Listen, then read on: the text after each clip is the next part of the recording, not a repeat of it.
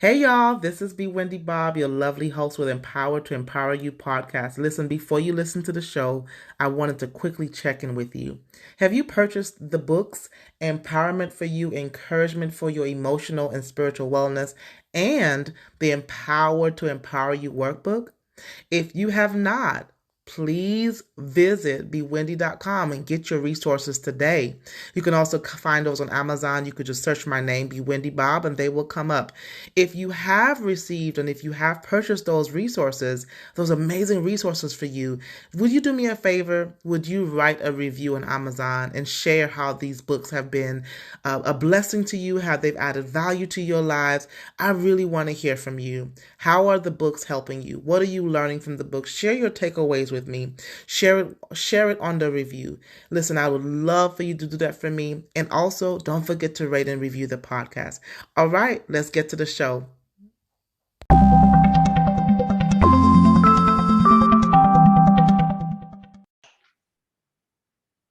Well, hello everyone. This is B. Wendy Bob coming to you with another dynamic episode. Welcome to the Empower to Empower You podcast. I am B. Wendy Bob again, your lovely host. Listen, I hope that you're doing well. For those of you, if this is your first time, thank you so much for joining today. The Empower to Empower You podcast is about all things Jesus Christ, mental health, anything wellness to help you become the better version of yourself. If you've listened to the previously recorded episode, that was life coaching in the school system or in the workplace with Dr. Carrie Lyles. That was episode 110. And I want to welcome you to episode 111.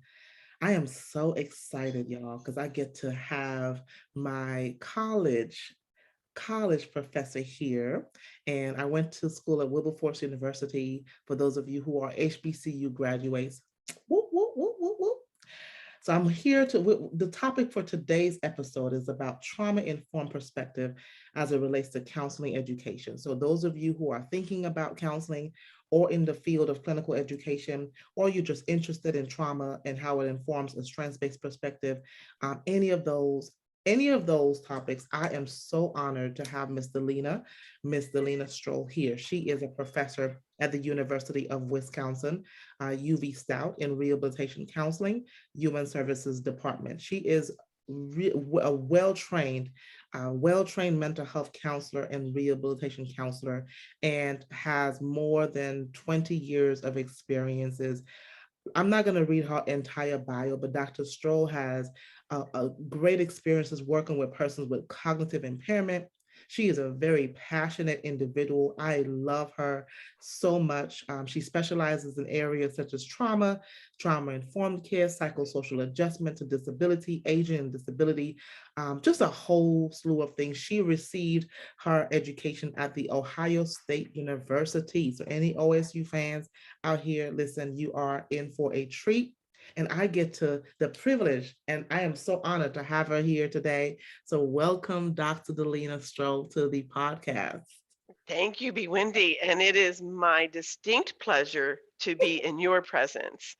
Oh my, Having taught you as an undergrad student and seeing pretty early on how phenomenal you were going to be and how much you were going to empower other people. And you have from day one. thank you, Dr. Stroll. One of the things, you always believed in me. I loved you modeled that strengths-based perspective in your teaching and your mentorship and how you presented to the students. Y'all, I just wish you could just meet Dr. Stroll in person. She is so down to earth. Just strength comes out from her in everything that you do. So I am so honored to have this. I never would have imagined in Wilberforce University that I would have a podcast and you would be one of my guests. I would never imagine that I would be a guest on a podcast, but I'm not surprised that this is where you are at Yes, all. yes, yes, So yes. it's been, and for those of you listening, I have been able to watch Bewindi grow from an undergraduate student to a well-trained clinical counselor and social worker, completely. And I am just pleased to be a part of this podcast that you put together to empower other people. Thank you. Thank you. Any funny stories really quickly that you remember from me as a student? I don't know what I'm asking for. I'm about to embarrass I myself. know. I don't there's one I don't know about funny, but Bewindi, you were always that student that held yourself to such a high standard Mhm. because you could not learn enough, you Yeah. could not do enough, Mhm. and you were so hungry for information, so hungry for anything that could empower you to be a better server, Mhm. whether that's your God or other people, you know? And so you were always hungry. And so you always inspired me to be a better educator. Wow. Always, Thank you for sharing always, that. Wow. always, I need to write that down because those years are such a blur for me. But I know I've always been hungry for. I know I am. always. Yeah, yeah, You definitely. always have been. And it Yes. was noticeable from day one. Thank you. Well, I'm thankful to have you as part of my journey to become who I am today. And you may not remember this, but Mhm. when you did your practicum experience, your site supervisor, Barb, at DVR in Ohio, said the exact same thing. Wow. Oh my gosh. Wow. I am so honored. So this is a really good segue into, as your role as an educator, as a clinical leader, what do you enjoy the most? I enjoy, well, I look at education almost like most clinicians look at therapy. You know, it's a three-pronged process. You focus on awareness, and awareness in my role, because I teach a lot of the clinical skills for rehab counselors and mental health counselors. So I look at that awareness, which is going to have some content of the courses I teach: counseling theories, counseling skills, trauma, social cultural issues. There's got to be that awareness piece, which is content. Yeah. But the real tough part and the real exciting part and the fun part is helping students take that awareness and the knowledge that they're gaining and the skills that they're gaining and take it into some understanding of who they are as a professional. Mm. They have to have that integration of awareness of taking knowledge and skills and integrating it into the awareness of who they are as a professional in order for that next step of behavior change to occur, which means what they do when they go out and they graduate and they start working with persons with disabilities, working with persons with mental health, that their behavior changes, that they're working with those individuals at a deeper level to make more of an impact. And that is the fun part, Yeah. and it can also be the challenging part. What part makes it challenging? So and let me just take a step back. So the awareness of really when I hear you define awareness, I also hear being authentic in who you are Absolutely. first, to know how you serve people and the work that you do, right? And connecting Yes. your values as a person and your identity as a person to the work that you Yes. do, for sure. Yes. Yeah. And that the course content is embedded in that. Hmm. And that goes to the next layer of understanding, because that the of who the person is, who the professional is, needs to blend together, because most of us are professionals based on who we are as a person, how we lead our life, how we lead ourselves. It gets embedded into how we help lead and work with others to empower others. What's that favorite phrase that most people use, and I think you use it, Wendy? Empowered people empower others. Absolutely. And Absolutely. so that's that connection. Hmm. Absolutely. So when you say, I'm sure in the work that you do, what does it look like when you get to have a lot of counselors or people that are in the programs, they're in the courses, they're taking the classes, but they don't have that awareness of who they are, but yet want to do the work? It's developmental. It's kind of like when you're doing therapy with clients, it's a developmental stage. Part of it is you meet them where they're at. So Absolutely. my job as an educator is assessing their ego strength. So Hmm. I have to assess the level of ego strength in order for me to get my game plan of what strength I want to build first. what strength I want to build second, because in my assessment, I have to figure out their strengths, because I have to be able to share with them that I see their strengths, because sometimes they know them and sometimes they do not. Absolutely. And I can't speak to the parts of them that I want to build, because that's too scary if their ego strength is a little bit lower. So if their ego strength is a little bit higher, I can speak to the scary parts first, as long as I'm talking about strengths at the same time. Because we don't focus on areas of improvement first. We always focus on the strengths. And maybe at the same time, I can point out how something needs to be pulled along to blend into their strengths, to help them feel more comfortable in their own skin and who they are as a professional, so that when they're serving others, it's all about serving others. That's good. So let's talk about trauma. You know, you want to, that's one of your specialties, and I am sure that you've seen how trauma informs your role as an educator, and in fact, trauma informs clinical practice and affects everything. It weaves in everything that we do, right? So, talk about what's an example of where you've seen trauma affects or impacted self-awareness for a counselor, and what approach did you take as a trauma-informed educator to help them build their strengths? If that makes sense. That's a very beautiful question, because I can use an example, and that example is probably reiterated multiple times within each cohort, because at any given moment, I'm working with 3 to 4 to 5 cohorts of students. So somebody I'm kind of working on now in the beginning stages. I'm gonna start there, because in the beginning stages, there's a gentleman that is in my counseling theories course, and he's had some very significant trauma at an early age. And he knows that it's in the first 1,000 days of his life, which research says when trauma occurs within the first 1,000 days of life, certainly there can be some neuroplasticity, there can be some trauma work, there can be some recovery of the brain development, but there's always going to be lingering effects lifelong, that there's only so much that can be mitigated. And this individual has had a fair amount of treatment, some insight, even though there's been a fair amount of treatment. I think he's in his 40s.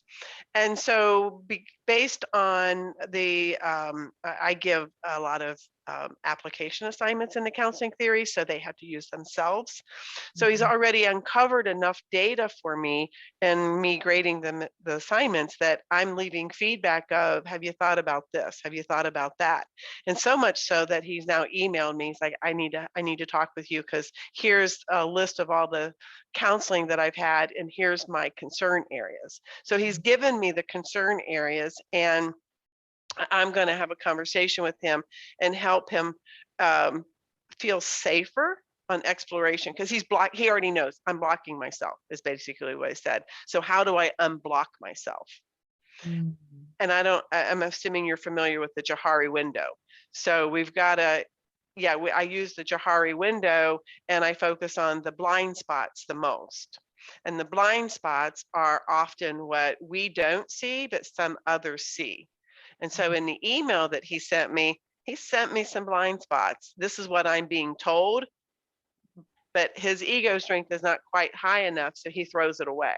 And so I'm going to take that, and I'm going to help him own some of those blind spots, because even in the short time that I'm reading his assignments and giving him feedback, it's clear that he is not willing or strong enough yet to see what his role is and how he perpetuates his misery.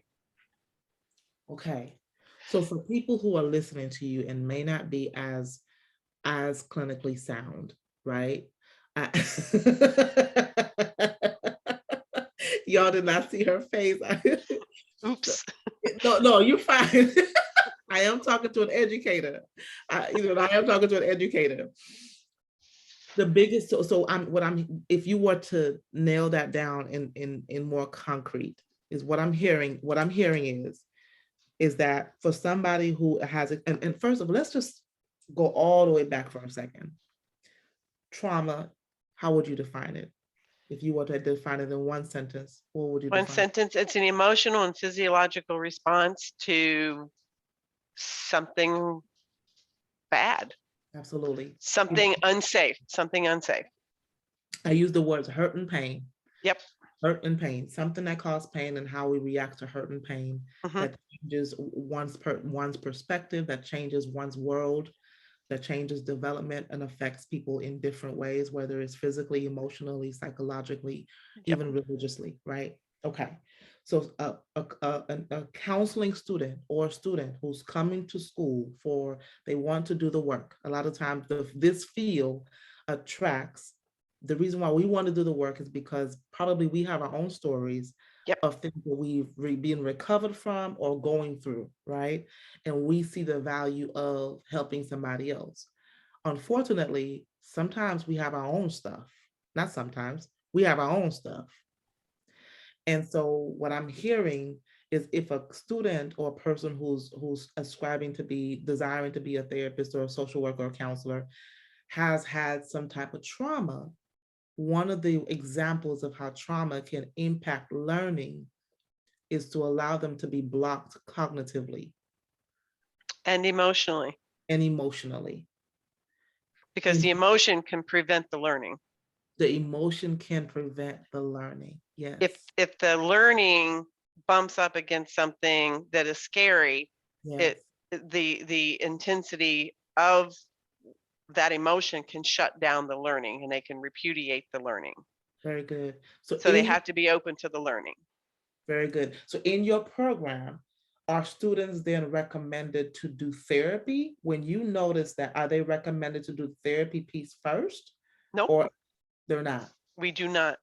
We do not require that. The first encounter I get with folks is that typically their second semester, and it all starts in the counseling theories course.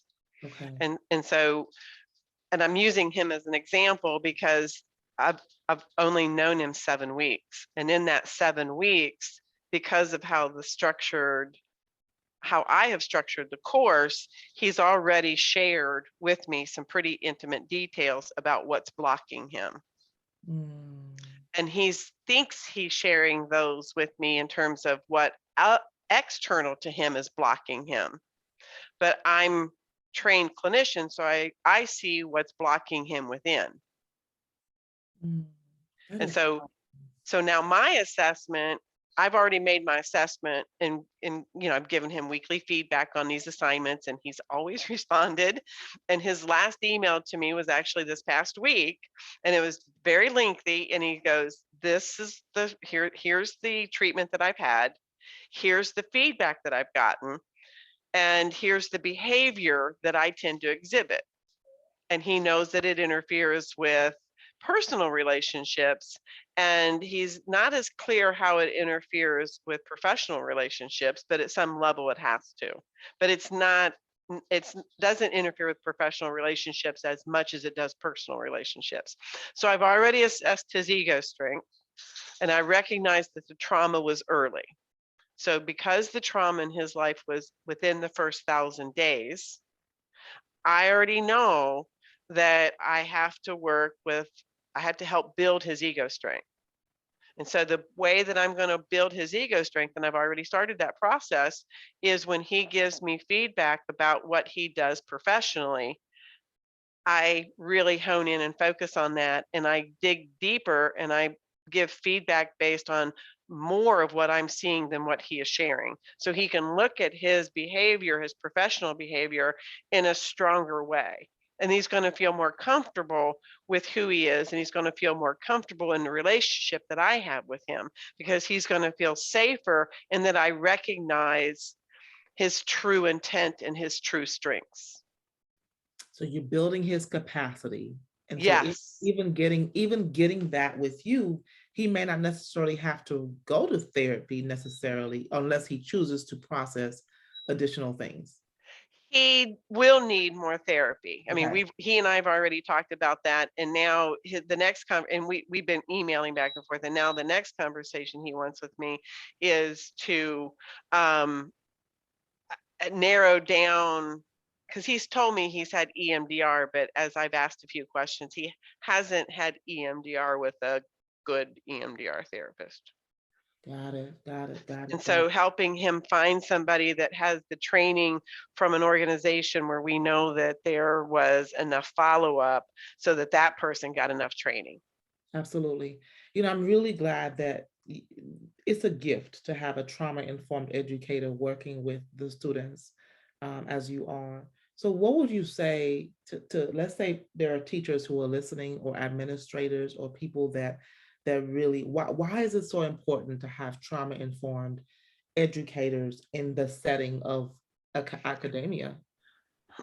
Just recognizing that when a student gives or presents with problematic thoughts or behavior, that our job is to understand it, not Mhm. judge it. Abs- And in understanding it, we take that step back and we recognize where what's internally driving that individual to make some maybe some pretty rigid comments or to be dismissive of the people that they serve, and recognizing that that's really not who they are as a person, Mhm. and taking the step back and looking for the strengths that that person gives.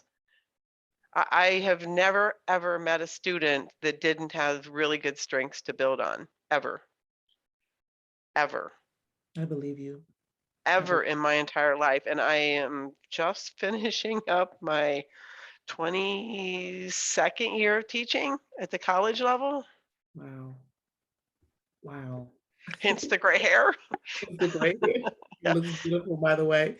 yeah, So important because it's so easy for, especially in this climate, it's so easy for people to judge behaviors or to, ask the questions, what's wrong with you, as opposed to what happened. happened What to you. happened to Yeah, you? Yeah, yeah, yeah. Yeah. So, and unfortunately, there are administrators and teachers would have to do their own have their own self-awareness too, because if they're coming to work with their stuff and they haven't addressed their things and not able, it can hinder them being able to be attentive to students who are walking in the classroom, or people whether it's counselors that are working in the classroom or in the room, and to work with them from a trauma informed or strengths-based perspective, for sure. it takes more time. It really truly takes more time. I had I scheduled a phone interview, not an interview, but kind of, a student is struggling in one of my classes taking exams because there's a 20-minute time limit to take 10 questions. And it's pretty standard. There's no identified specific learning disability or anything. And so this is, 3 weeks in a row. She's like, can we talk about this? So we get on the phone and I'm like, yeah, help me understand what's going on.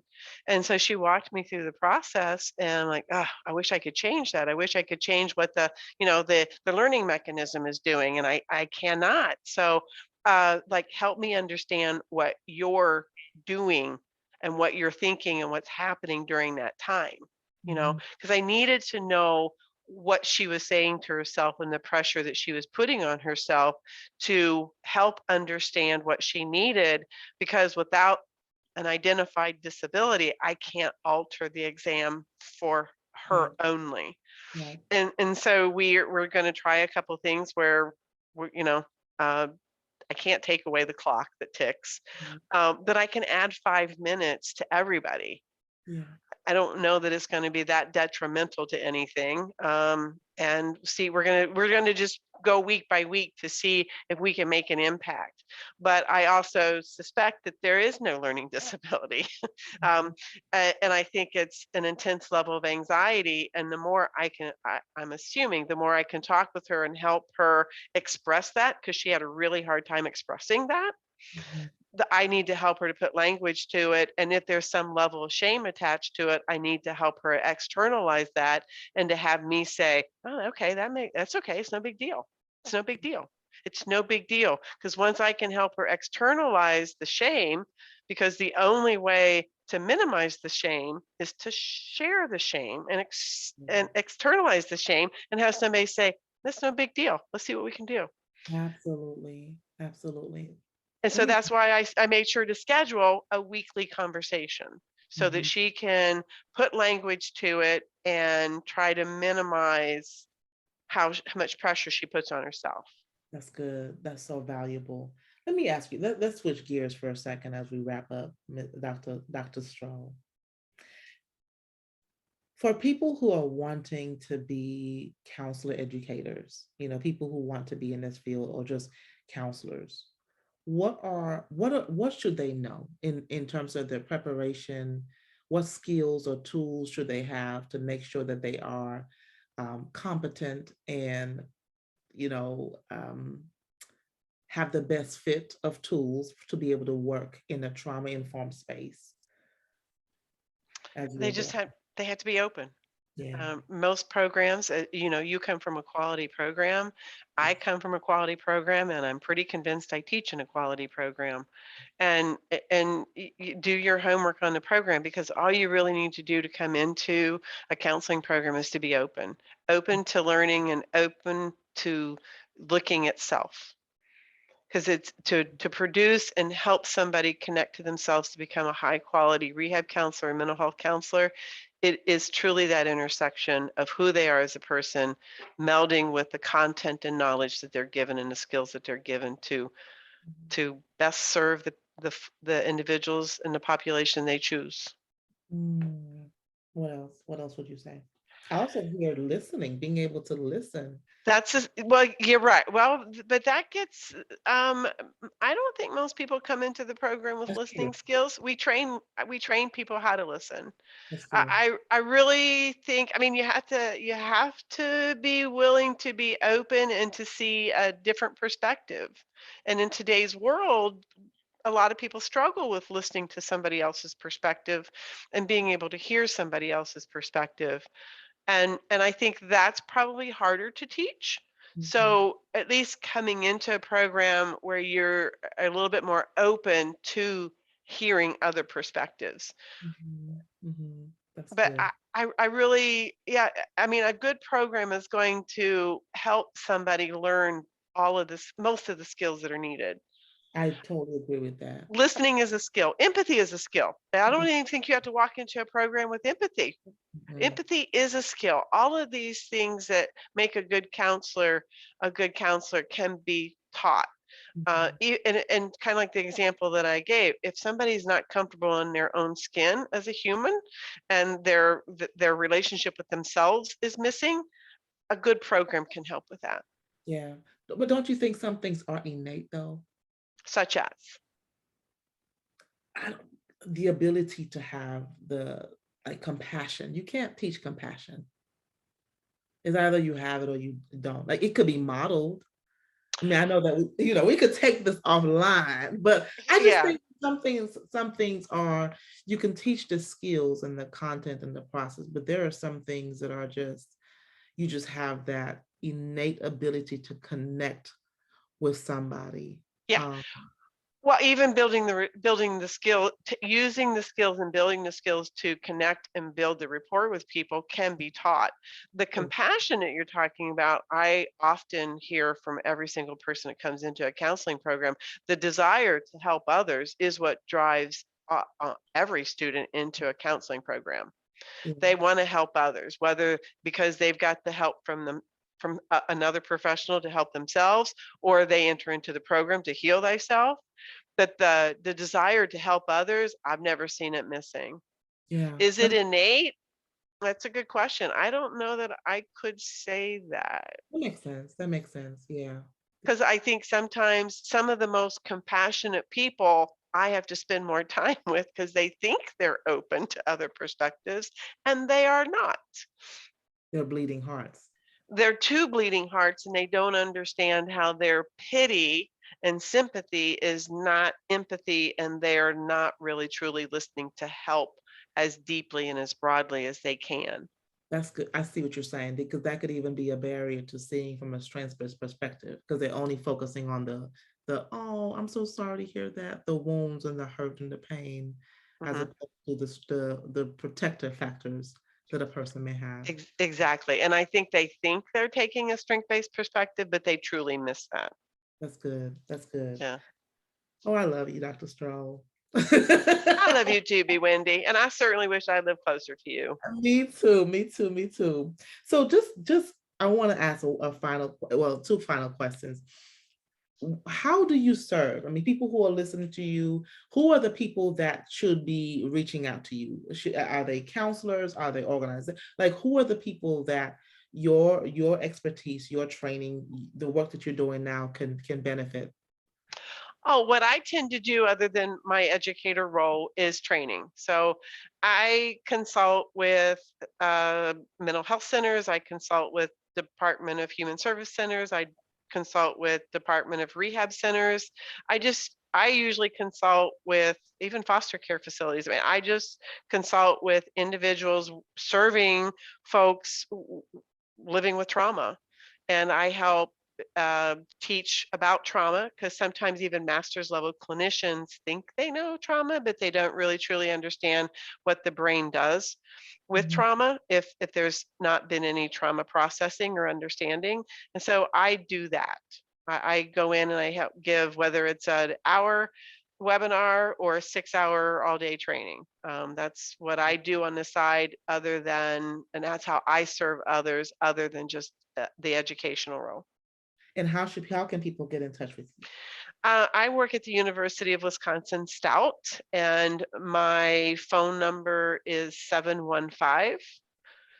715-232-4082, and my email is strohld at uw STOUT UW Stout at .edu or .edu. Great, great, great. So if anybody is any organization or agency, school, any person is interested in training, do you have any trainings already scheduled that you want to mention coming up? No. Um, just I think it's just an hour and a half to a foster care agency, April sometime. It's okay. Yeah. Yeah, April sometime. To a foster care agency. I brought it's my second one. Mhm. And so just a little bit deeper than the first. I think I did a 45 to hour a minute presentation. Nice, nice.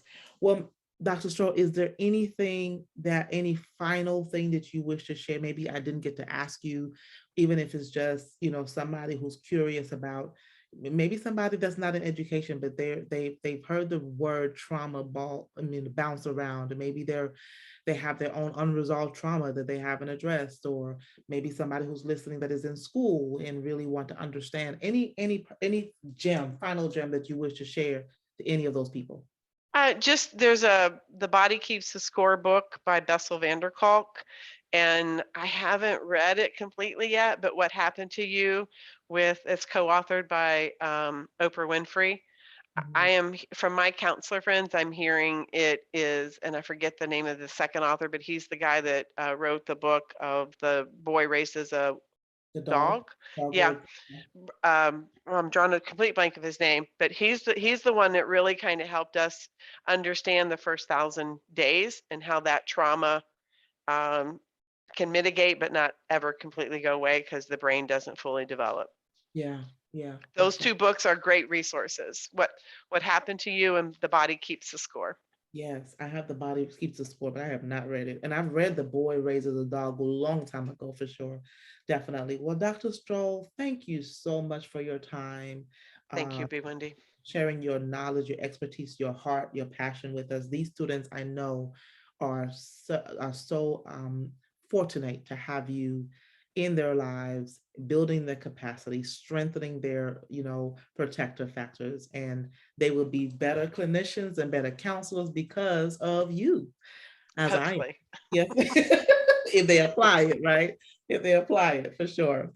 Well, y'all, thank you so much for listening. I know you probably wondered, wow, I don't even understand hopefully there's something you took away. We enjoy talking about this, but I know there's something that you took away from this episode. And if you know a counselor or a person who just is interested in trauma informed, a strengths based approach when it comes to clinical education, share this episode with them. So maybe this one is not for you, but maybe it's for your friend, or it's for your counseling friend, or it's for somebody else, or it's for your agency, it's for your organization. Share this, connect with Dr. Strohl, invite her to do a training or webinar with your organization, because this is very, very relevant.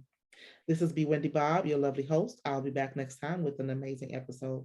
Have a great week on purpose.